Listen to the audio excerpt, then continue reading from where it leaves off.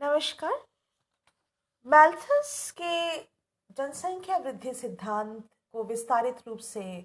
आप लोगों के समक्ष मैंने साझा की थी। इस वीडियो में मैं बात करूंगी नव मैल्थसवाद या न्यो मैल्थसिज्म के बारे में। सन 1920 में ब्रिटेन के फ्रांसिस प्लेस नामक एक समाज सुधारक ने संतति निग्रह या बर्थ कंट्रोल के उपायों द्वारा जनसंख्या को कम करने के लिए एक आंदोलन प्रारंभ किया, जिसमें जनसंख्या नियंत्रण हेतु मानव समाज द्वारा उन कृत्रिम तथा अप्राकृतिक उपायों को युक्तिसंगत माना गया जिनको मैल्थस महोदय ने पाप की संज्ञा दी थी। वस्तुतः मैल्थस की मृत्यु के बाद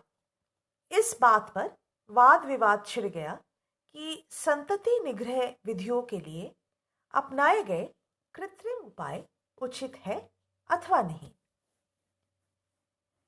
मैल्थेसियन चक्र के बारे में मैंने आप लोगों को बताया था, उसी को थोड़ा सा एक बार फिर से दोहराते हुए मैं ये कहना चाहूंगी कि मैल्थस का मानना था कि जनसंख्या वृद्धि पर नियंत्रण नहीं किया जाता है तो जनसंख्या की वृद्धि खाद्य सामग्री की वृद्धि के तुलना में अधिक तेजी से होती है तथा एक स्थिति ऐसी आती है जब प्राकृतिक प्रकोप क्रियाशील होकर जनसंख्या को कम कर देते हैं। जनसंख्या वृद्धि और प्राकृतिक प्रकोपों के चक्र में फंसकर जनसंख्या कष्ट पाती है और इन कष्टों से बचने के लिए इसलिए मानव समाज को भौतिक प्रतिबंधों या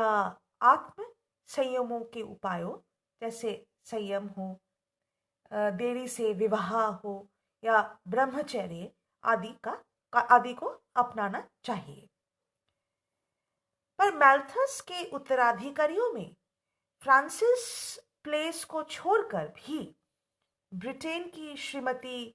मैरी स्टोप्स हो या संयुक्त राष्ट्र अमेरिका की श्रीमती मार्गरेट सैंगर हो, इन लोगों ने भी मैल्थस द्वारा जनसंख्या नियंत्रण हेतु बताए गए आत्म संयम के उपायों का विरोध किया तथा संतति निग्रह के कृत्रिम उपायों, जिसको हम कॉन्ट्रासेप्टिव्स कह सकते हैं, उन कृत्रिम उपायों के प्रयोग को उचित ठहराकर नव माल्थसवादी विचारधारा का समर्थन किया। अब हम आते हैं कि नव माल्थसवादी विचारधारा क्या था। नव माल्थसवादियों का मानना है कि विश्व जनसंख्या में उस समय तक वृद्धि होती जाएगी जब तक कृषि उत्पादन में वृद्धि होती रहेगी। पिछले लगभग 60 से 70 वर्षों में विश्व के विभिन्न भागों में हुई औद्योगिक क्रांति, हरित क्रांति आप जानते हैं जो कि कृषि उत्पादनों से संबंधित है, श्वेत क्रांति जो दुग्ध उत्पादनों से संबंधित है तथा नीली क्रांति जो मत्स्य पालन से संबंधित है। इन सभी क्रांतियों ने कृषि उत्पादन तथा पशु व मत्स्य उत्पादों के उत्पादन में भारी वृद्धि की है, जिससे कि आज विश्व की लगभग 8 अरब जनसंख्या को पर्याप्त भोजन उपलब्ध हो रहा है। वस्तुतः वर्तमान में संतति निग्रह के कृत्रिम उपायों को अपनाकर विश्व के लगभग सभी भागों में जहां एक तरफ जनसंख्या की वृद्धि दर क्रमशः घटती जा रही है, वहीं दूसरी ओर इन विभिन्न क्रांतियों के फलस्वरूप कृषि हो, दुग्ध हो तथा मत्स्य उत्पादन हो, इनमें तीव्र वृद्धि हो रही है। और यही कारण रहा है कि विगत वर्षों में जनसंख्या की तीव्र वृद्धि होने के बावजूद भी जनसंख्या नियंत्रण के लिए सकारात्मक नियंत्रण, जिसे मैल्थस ने पॉजिटिव चेक्स का नाम दिया था, इन सकारात्मक नियंत्रणों को विश्व में प्रभावी या जो सकारात्मक नियंत्रण है ये विश्व में प्रभावी नहीं हो पाए हैं। संदर्भ में नव मैल्थसवादी सिद्धांत का समर्थन करते हुए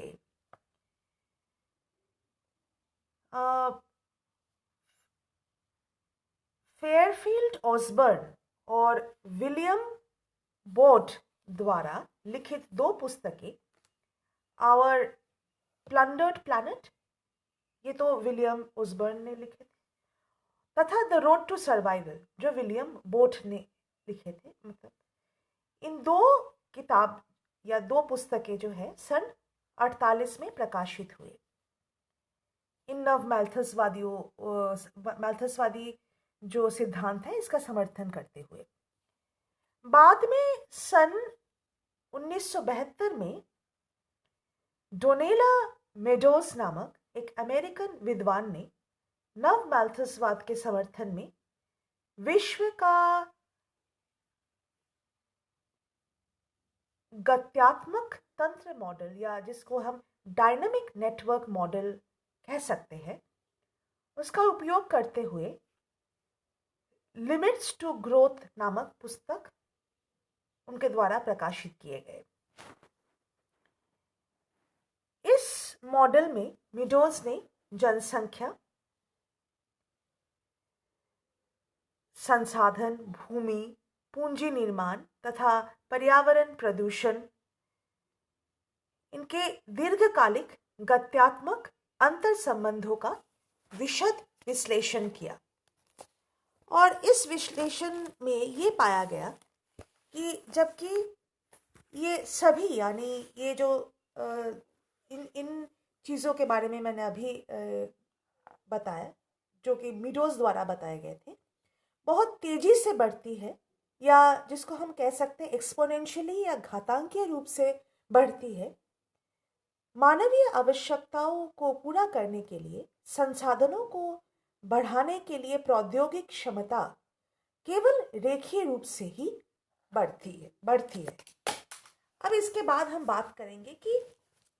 मैल्थसवाद और नव मैल्थसवाद के बीच में क्या क्या अंतर पाया गया, इसके बारे में।